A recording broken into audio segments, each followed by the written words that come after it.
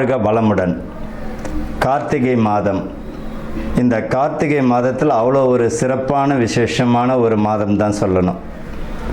இந்த கார்த்திகை மாதத்தில் பார்த்திங்கன்னா கார்த்திகை தீபம் மட்டுமல்ல, ஐயப்பனுக்கு உகந்த விசேஷமான மாதம் தான். மாலை போடுறவங்க எல்லாமே பார்த்திங்கன்னா இந்த கார்த்திகையில் அவ்வளோ ஒரு விசேஷமான காலம். காவிரியில் நீராடுறது அவ்வளோ ஒரு விசேஷம். 7 ஜென்மாந்திர பாவங்களை போக்கும் இந்த காவிரியில் நீராடுவது எது எப்போ அப்படின்னா இந்த கார்த்திகை மாதம்தான். கார்த்திகை பரணி தீபம், பஞ்சாயத்து தீபம் எல்லாமே இந்த கார்த்திகையில் வந்து பார்த்திங்கன்னா மிக அற்புதமான ஒரு மாதமாக தான் இருக்கும்.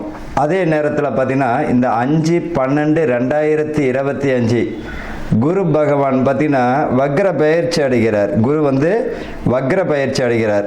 அவர் பார்த்திங்கன்னா எத்தனை மணிக்கு அப்படின்னு பார்த்தோம்னா 5:25 மாலை. குரு வந்து மிதுனத்தில் இருந்து கடகத்துக்கு 5/12/2025 மாலை 5:25 அவர் வந்து என்ன ஆகிறார்னா கடகத்துக்கு வக்ர பயிற்சி அடைகிறார். மிக விசேஷமான காலம். இந்த ஓம் என்ற பிரணவ மந்திரம், ஓம் நம்ம சொல்கிறோம் பாருங்க, பிரணவ மந்திரம் அது உருவானது பார்த்திங்கன்னா இந்த விசாக நட்சத்திரம் தான். விசாக நட்சத்திரத்தில் உருவானது தான் இந்த ஓம் என்ற பிரணவ மந்திரம். நம்ம சொல்கிறோம் இல்லை, ஓம் முருகப்பெருமானை போற்றி, ஓம் காளிகாம்பா தேவியை போற்றி, ஓம் ஸ்ரீம் முத்துமாரியை போற்றி, எவ்வளோ மந்திரங்கள் சொன்னாலும் அந்த ஓம் என்ற பிரணவ மந்திரம் உருவானது இந்த விசாக நட்சத்திரத்தில் தான். இந்த கார்த்திகை மாதத்தில் பார்த்தீங்கன்னா கைஷிக ஏகாதேசி கார்த்திகையில் வரக்கூடிய ஏகாதேசி மிக சிறப்பு. பெருமாளை வழிபடும் பொழுது என்ன வரம் வேண்டுமோ, என்ன நம்ம நினைக்கிறோமோ அது கொடுக்கக்கூடிய பாக்கியத்தை கிடைக்கும். இந்த கார்த்திகையில் வரக்கூடிய கைஷிக ஏகாதேசி அன்னைக்கு பார்த்தீங்கன்னா ஏகாதேசி என்று பெருமாளை வழிபடும் போது மிக சிறப்பை தரும். 3/12/2025 புதன்கிழமை பரணி நட்சத்திரம், பரணி தீபம். திரு அண்ணாமலையில் பார்த்தீங்கன்னா திரு கார்த்திகை தீபம் அன்று ஏற்றுவாங்க. வீட்டிலையும் ஏற்றுவது மிக சிறப்பு. சிலர் பார்த்தீங்கன்னா இந்த கார்த்திகை தீபம் அன்னைக்கு குத்து விளக்கை வந்து தெருவில் ஏற்றி சுற்றி வந்து பார்த்திங்கன்னா தீபம் ஏற்றுவாங்க. நிறைய பேர் நான் பார்த்துருக்கேன். நான் வண்டியில் போகும்போது அந்த கார்த்திகை தீபத்தை அன்னைக்கு பார்த்தோம்னா ரோட்டில் வந்து பார்த்திங்கன்னா குத்து விளக்கு இருக்கும். குத்து விளக்கு வீட்டில் தான் இருக்கணும், ரோட்டுக்கு வரக்கூடாது. புரியுதுங்களா? வாசலில் வந்து பார்த்திங்கன்னா வீட்டு உள்ளே தான் குத்து விளக்கு இருக்கணும். தீபம் அகல் தீபத்தை ஏற்றுங்க. பஞ்சபூதங்களினுடைய தத்துவத்தை விளக்கக்கூடியது எது அப்படின்னா அகல் தீபம் தான். அந்த அகல் தீபத்தை ஏற்றும் போது அந்த பஞ்சபூதங்களினுடைய தெய்வீக ஆற்றல் நமக்கு கிடைக்க ஆரம்பிச்சிடும். அப்புறம் 5/12/2025 வெள்ளிக்கிழமை பார்த்தீங்கன்னா பஞ்சாத்திர தீபம். இந்த 3 நாட்களிலும் பார்த்தீங்கன்னா அதாவது 3ஆம் தேதி, 4ஆம் தேதி, 5ஆம் தேதி. அதாவது 4ஆம் தேதி பார்த்தீங்கன்னா சர்வாய தீபம், 5ஆம் தேதி பஞ்சாட்சர தீபம். இந்த 3 நாட்களிலுமே வீட்டில் வந்து தீபம் ஏற்றி வழிபடுவது மிக சிறப்பு. கார்த்திகை யாருடைய நட்சத்திரம் அப்படின்ட்டு நம்ம பார்த்துக்கிட்டோம் அப்படின்னா சூரியனுடைய நட்சத்திரம் கார்த்திகை தான். நம்ம சொல்கிறோம் அஸ்வினி பரணிங்கிற கார்த்திகைன்னு சொல்கிறோம். ஆக்சுவலாக பார்த்திங்கன்னா கார்த்திகை தான் முதலில் உருவான நட்சத்திரம். ஆக்சுவலாக பார்த்தீங்கன்னா அஸ்வினிலாம் கிடையாது, கார்த்திகை தான் முதல்ல உருவான நட்சத்திரம். நம்ம அந்த பலனுக்காக அந்த மேஷத்தில் வர்றதுனால அஸ்வினி பரணின்னு நம்ம சொல்லிக்கிறோம், அவ்வளோதான் விஷயமே. நிறைய பேர் சொல்லுவாங்க கார்த்திகை தான் முதல் நட்சத்திரம். அப்படி இந்த கார்த்திகைக்கு மிக சிறப்பான பலன்கள் உண்டு. சூரியனுடைய நட்சத்திரம், அதாவது பார்த்தீங்கன்னா 27 நட்சத்திரங்களோட முதல் நட்சத்திரம் கார்த்திகை தான்.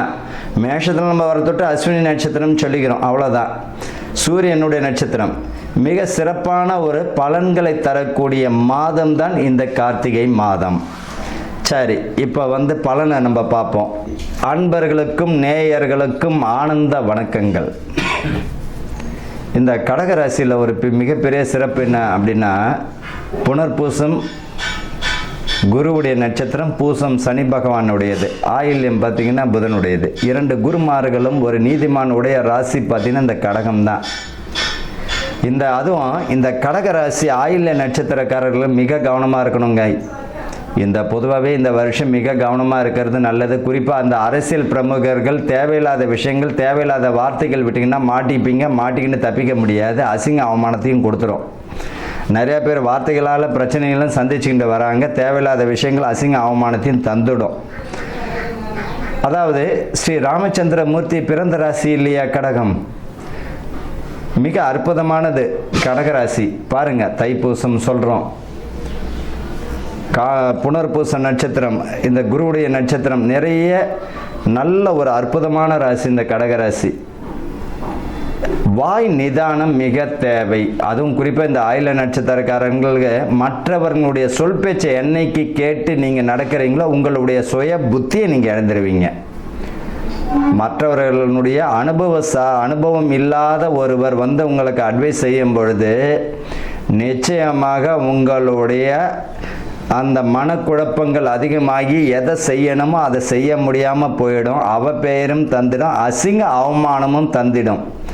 ஒரு நல்ல பேர் எடுத்துக்கிட்டு இருப்பீங்க, தேவையில்லாத விஷயங்களை தலையிட்டு தேவையில்லாத பேச்சுக்களை பேசிக்கிட்டு தேவையில்லாத கூடா நட்பு கேடு தரும் என்பதை போல் ஒரு பார்த்திங்கன்னா அட்வைஸ் பண்ணக்கூடியவர்கள் கரெக்டாக அதுக்குரிய ஆளுமை மிக்கவராக இருக்கணும், அதற்குரிய அர்த்தம் திருத்தமாக இருக்கணும், அனுபவசாலியாக இருக்கணும், நம்ம அனுபவம் நிறைந்த மனிதர்களாக இருக்கணும். பொதுவாக அவங்களுடைய அட்வைஸே கேட்டுக்கிற நடந்துக்கலாம். ஆனால் வந்து பார்த்திங்கன்னா அனுபவம் இல்லாதவர்கள் கொடுக்கக்கூடிய அனுபவம் இல்லாதவர்கள் கொடுக்கக்கூடிய அந்த அட்வைஸ் வந்து உங்களுக்கு மனக்குழப்பமும் பார்த்திங்கன்னா புத்தி பேதலிக்க விட்டு அசிங்க அவமானத்தை கொடுத்து விடும். பொதுவாக உங்கள் ராசியிலே வந்திருக்கிறார் குரு. உங்கள் ராசிக்கு வரக்கூடிய குரு பார்த்திங்கன்னா 2ஆம் இடத்துல பார்த்திங்கன்னா கேது பகவானும் இருக்கின்றாரே. உங்கள் கடகத்தில் வந்து ராசிக்கு 2ல் கேது பகவான் இருக்கின்றார். சுக்கிரன் பார்த்திங்கன்னா துலாமே இருக்கின்றார். விருச்சிகத்தில் சூரியன் புதன் செவ்வாய் ஆட்சி பலமாக இருக்கின்றார். கும்பத்தில் வந்து ராகு, மீனத்தில் சனி பகவான். அப்படி இருக்கும் பொழுது நீங்கள் நிதானம் தேவை. தேவையில்லாத பிரச்சனைகள் வரும், பம்பு வழக்குகள் வருவதற்குரிய வாய்ப்புகள் உண்டு. கூடா நட்பு கேடு தரும். இந்த விஷயத்தில் நீங்கள் கவனமாக இருக்கணும். அரசு பிரமுகர்கள் தேவையில்லாத விஷயங்கள் தலையிட வேண்டாம், நல்ல வேலை செஞ்சாலே போதும். கைவிட்டெல்லாம் இருந்துன்னா மாட்டியும் விட்டுடுவார், ஃபைனும் கட்டுற மாதிரி அசிங்க அவமானத்தையும் கொடுத்துடுவார்.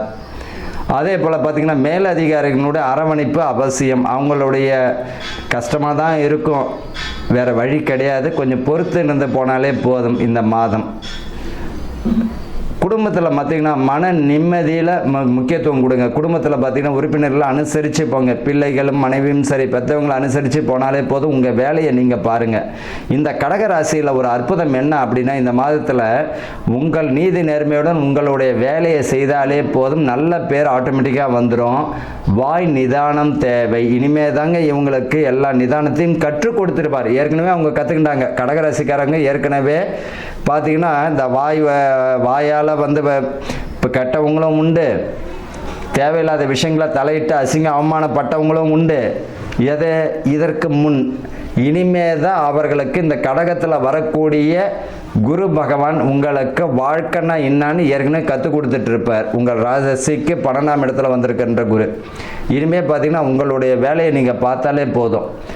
மதிப்பு மரியாதை இந்த கார்த்திகை மாதத்தில் உங்களுக்கு கிடைப்பதற்கு வாய்ப்புகள் உண்டு.